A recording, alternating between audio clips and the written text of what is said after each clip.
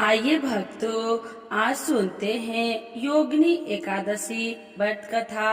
तो एक बार बोलिए प्रेम से विष्णु भगवान की जय। एकादशी माता की जय। महाभारत काल की बात है कि एक बार धर्मराज युधिष्ठिर ने भगवान श्री कृष्ण से कहा, हे त्रिलोकीनाथ, मैंने ज्येष्ठ माह के शुक्ल पक्ष की निर्जला एकादशी की कथा सुनी। अब आप कृपा करके आषाढ़ मास के कृष्ण पक्ष की एकादशी की कथा सुनाइए। इस एकादशी का नाम तथा महात्म्य क्या है, सो अब मुझे विस्तार पूर्वक बताइए। श्री कृष्ण ने कहा, हे पांडु पुत्र, आषाढ़ मास के कृष्ण पक्ष की एकादशी का नाम योगिनी एकादशी है। इसके व्रत से सभी पाप नष्ट हो जाते हैं। यह व्रत इस लोक में भोग तथा परलोक में मुक्ति देने वाला है। हे धर्मराज, यह एकादशी तीनों लोक में प्रसिद्ध है। इसके व्रत से सभी पाप नष्ट हो जाते हैं। तुम्हें मैं पुराण में कही हुई कथा सुनाता हूँ, ध्यान पूर्वक श्रवण करो। कुबेर नाम का एक राजा कालापुरी नाम की नगरी में राज्य करता था।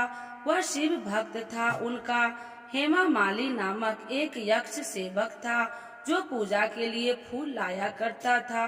हेमामाली की विशालाक्षी नाम की अति सुंदर स्त्री थी।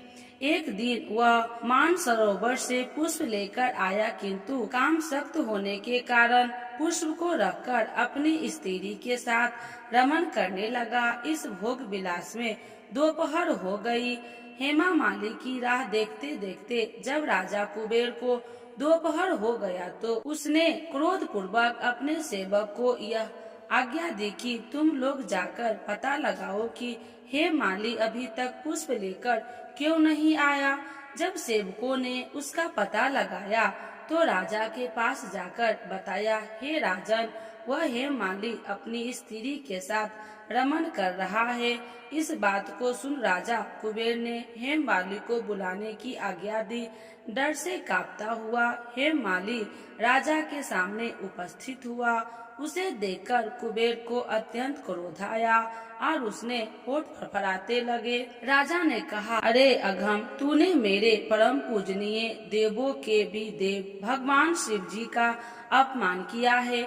मैं तुझे श्राप देता हूँ कि तू स्त्री के वियोग में तड़पते और मृत्यु लोक में जाकर कोढ़ी का जीवन व्यतीत करे। कुबेर की श्राप से वह तत्क्षण स्वर्ग से पृथ्वी पर आ गिरा और कोढ़ी की काया उसकी स्त्री में उसने बिछड़ गई। मृत्यु लोक में आकर उसने अनेक भयंकर कष्ट भोगे, किंतु शिव की कृपा से उसकी बुद्धि मलिन न हुई और उसे पूर्व जन्म के भी सुध रही। उनके कष्टों को भोगता हुआ तथा अपने पूर्व जन्म के कुकर्मों को याद करता हुआ वह हिमालय पर्वत की तरफ चल पड़ा। चलते चलते वह मार्कंडे ऋषि के आश्रम में जा पहुंचा। वह ऋषि अत्यंत तपस्वी थे। वह दूसरे ब्रह्मा के समान प्रतीत हो रहे थे और उनका आश्रम ब्रह्मा की सभा के समान शोभा दे रहा था। ऋषि को देखकर हेमामाली वहां गया और उन्हें प्रणाम करके उनके चरणों में गिर पड़ा। हेमाली को देखकर मार्कंडे ऋषि ने कहा, तूने कौन से निकृष्ट कर्म किए हैं जिसने तू कोढ़ी हुआ और भयानक कष्ट भोग रहा है। महर्षि की बात सुनकर हेमामाली बोला, हे मुनि श्रेष्ठ, मैं राजा कुबेर का अनुचर था। मेरा नाम हेमावाली है। मैं प्रतिदिन मानसरोवर से फूल लाकर शिव पूजा के समय कुबेर को दिया करता था। एक दिन पत्नी सहवास के सुख में मैं फंसाने के कारण मुझे समय का ज्ञान ही नहीं रहा और दोपहर तक पुष्प न पहुंचा सका।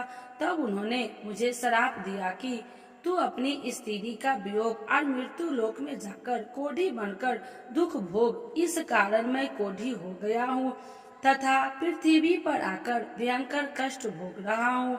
अतः कृपा करके आप कोई ऐसा उपाय बतलाइए जिससे मेरी मुक्ति हो। मार्कंडे ऋषि ने कहा, हे हेमाली, तूने मेरे सम्मुख सत्य वचन कहे हैं, इसीलिए मैं तेरे उद्धार के लिए एक व्रत बतलाता हूँ। यदि तू आषाढ़ मास के कृष्ण पक्ष की योगिनी नामक एकादशी का विधान पूर्वक व्रत करेगा तो तेरे सभी पाप नष्ट हो जाएंगे।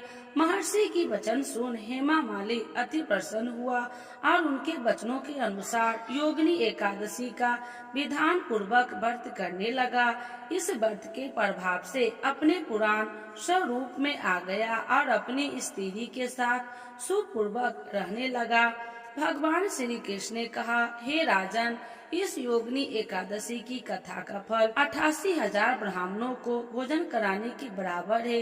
इसके व्रत से सभी पाप नष्ट हो जाते हैं और अंत में मोक्ष प्राप्त करने प्राणी स्वर्ग का अधिकारी बनता है। हिंदू धर्म ग्रंथों में हर एकादशी का अपना अलग महत्व बताया गया है। इन्हीं अलग अलग विशेषताओं के कारण इनके नाम भी भिन्न भिन्न रखे गए हैं। प्रत्येक वर्ष में 24 एकादशियां होती है। मलमास की एकादशियां को मिलाकर इनकी संख्या 26 हो जाती है। इन्हीं एकादशियों में से एक एकादशी आषाढ़ मास के कृष्ण पक्ष की एकादशी, जिसे योगिनी एकादशी कहते हैं। योगिनी एकादशी का उपवास रखने से समस्त पापों का नाश होता है तथा इस लोक में भोग और परलोक में मुक्ति भी मिलती है। तो एक बार बोलिए प्रेम से विष्णु भगवान की जय। एकादशी माता की जय।